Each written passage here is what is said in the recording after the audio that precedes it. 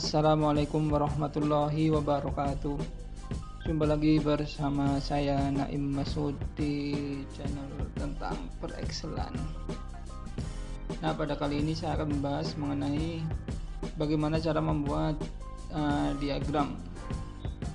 Nah, ini ada seperti ini ya. Saya sudah membuat. Jadi diagram pada intinya adalah seperti ini. Saya akan pengenalan ya teman-teman. Di sini ada 15 fungsi, bisa dilihat di sini di insert, kemudian sharp. Nah, di sini ada kolom flowchart. Nah, di sini. Kemudian ini ada 15 ya. Terminator, proses, terus decision,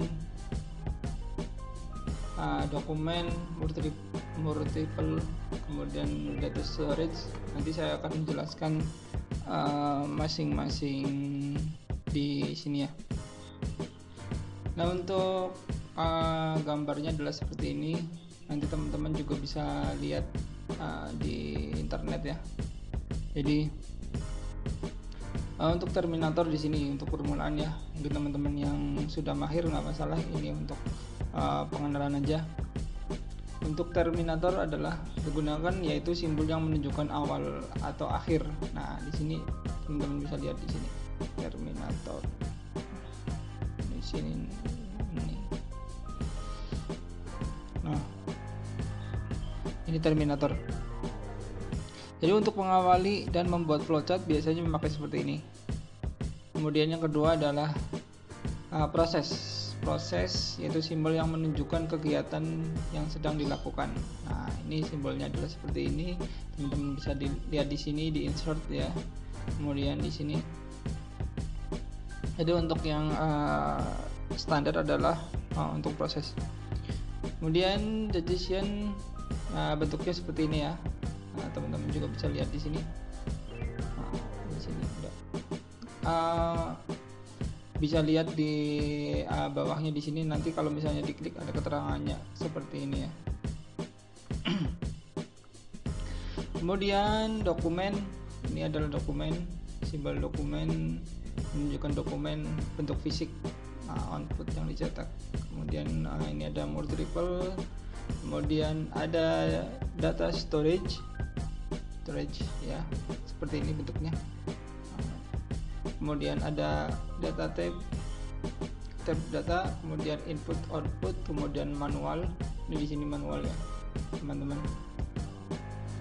bisa lihat di sini manual seperti ini. Nah, di sini ada keterangannya di bawah. Kalau kita pas di sini ada manual. Kemudian ada konektor seperti ini. Kemudian ada lain-lain. Untuk storage data itu fungsinya digunakan untuk menunjukkan penyimpangan data. Nanti akan dijelaskan di yang lebih lanjut. Untuk internal storage digunakan untuk menunjukkan penyimpanan data yang bersifat lokal. Oke. Kemudian tipe data, simbol menunjukkan tipe data. Database, simbol menunjukkan penyimpanan data. Database ya, ini udah biasa. Oke. Kemudian untuk display, terus manual operation, merge. Ini untuk konektor seperti ini. Merge itu simbol yang menunjukkan penggabungan antar proses. Kemudian konektor. Ini di sini sebenarnya udah saya download ya di sini, cuma nanti bisa dilihat lagi ya. Jadi ini adalah fungsi-fungsinya secara lengkapnya, teman-teman bisa ambil di sini. Oke, untuk contoh pembuatan ya, teman-teman bisa download ya. Ini saya udah download di internet seperti ini. Nah, ini adalah flowchart sederhana ya. Kita bisa ini adalah pembuatan kopi dari mulai proses buka kemasan, tuang kopi, panaskan, tuangkan, aduk hingga selesai. Nah, sebenarnya ini ya flowchart digunakan sebagai SOP. Jadi untuk tim standard operation prosedur. Jadi dia membuat sebuah proses yang itu akan menjadi berkesinambungan.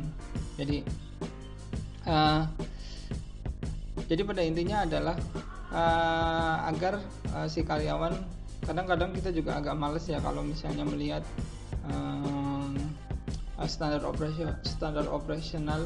Jadi itu menggunakan misalnya tulisan-tulisan, ya memang tulisannya ada sih penjabarannya, tapi biasanya ini ditempelkan di dinding atau apa sebagai prosedurnya. Jadi ini adalah prosedur baku mana dibuat oleh tim operasional, nanti operation SOP ya biasanya, maaf bukan operasional, standar operasional, SOP prosedur. Jadi nanti bisa dicek sama audit. Kebetulan dulu juga saya udah beberapa tahun berkecimpung di dunia audit, jadi ya sudah biasa mengecek seperti itu. Nah,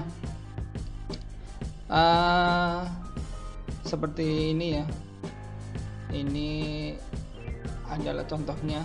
Jadi kita akan membuatnya adalah dengan seperti ini, insert sharp, kemudian kita lihat sini tuh terminator. Nah, ini untuk memulai. Jadi ini kita ketik ya, mulai. Nah, ini teman-teman bisa pakai seperti ini, kemudian saya seperti ini, nanti teman-teman juga paham. Kemudian kita lanjutkan lagi. Nah, untuk panah gampang sekali seperti ini aja. Kemudian untuk buka pesanan kopi ya, di sini buka kemasan kopi, kita tinggal ini apa namanya, ini prosesnya ya, proses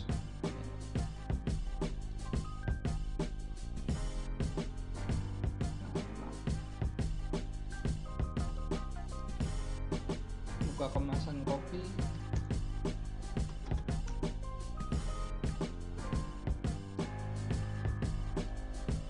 Kemudian ini kalau tinggal copy paste aja ya. Ini juga bisa di copy paste ke bawah. Nah, ini tinggal rapin. Kemudian tuang kopi dalam gelas. Tuang kopi ke dalam gelas.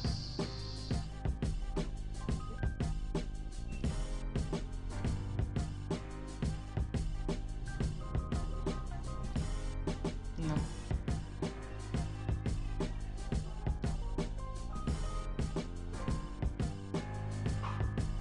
seperti ini.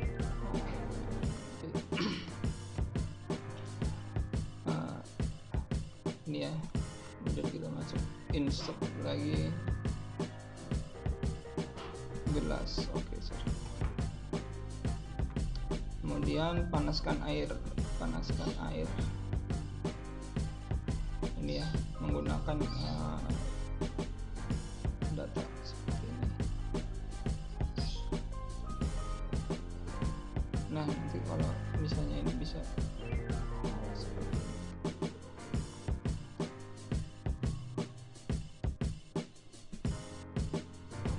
Saya kecilkan juga.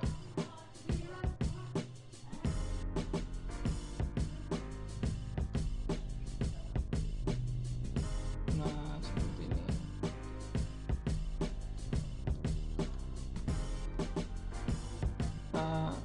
Masukkan air hingga mendidih.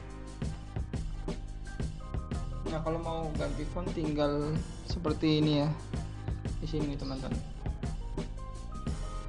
Kemudian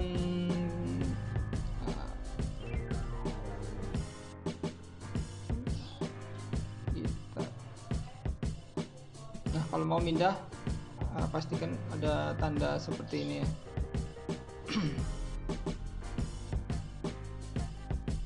Kemudian kita seperti ini.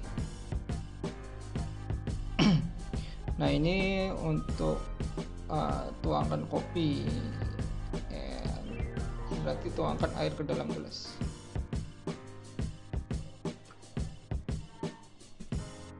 Tuangkan air ke dalam gelas. Kemudian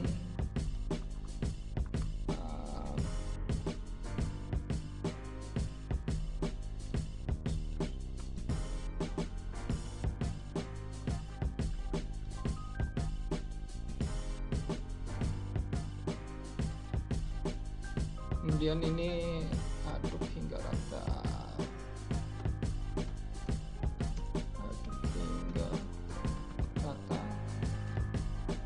Kemudian kita balik ke awal lagi di sini,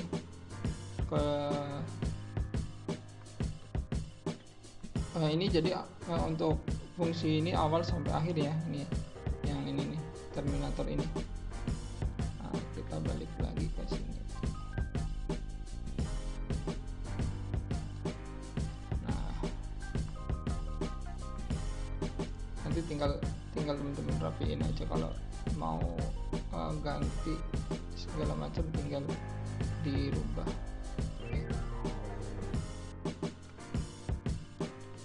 Ini tinggal selesai. Aduh, sorry. Kita copy lagi.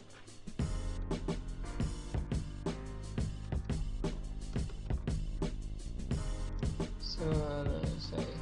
Oke. Nah, ini adalah urutan ya teman-teman, urutan pembuatan flowchart yang sederhana, yaitu dengan ini adalah cara membuat kopi ya. Ini mungkin ini dipakai untuk perusahaan-perusahaan kopi ya, di bartender kopi, jadi peracik kopi. Jadi si peracik kopi adalah di sini mulai, kemudian buka kemasan kopi, tuangkan kopi ke dalam gelas, terus panaskan mendidih, tuangkan air ke dalam gelas, aduk hingga rata, kemudian selesai. Nah ini adalah prosedurnya. Mungkin kalau misalnya ada peracikan misalnya menggunakan mesin pemanas, terus mesin aduk kopi, itu agak akan panjang lagi, tapi ini kan sebagai contoh sederhana ya. Jadi penggunanya membuat flowchart adalah seperti ini, sangat mudah sekali, dan teman-teman bisa juga dipraktikkan ya di komputer masing-masing.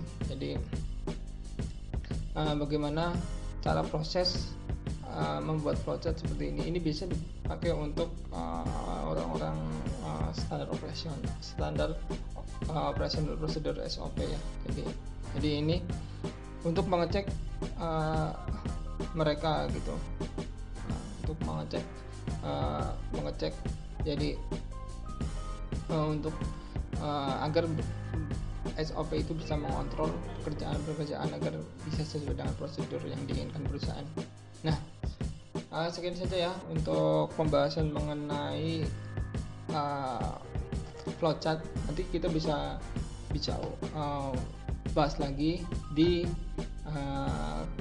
kesempatan selanjutnya, di video-video selanjutnya, dan jangan lupa komen di sini ya untuk channel yang lebih baik. Nah, semoga bermanfaat. Terima kasih. Wassalamualaikum warahmatullahi wabarakatuh.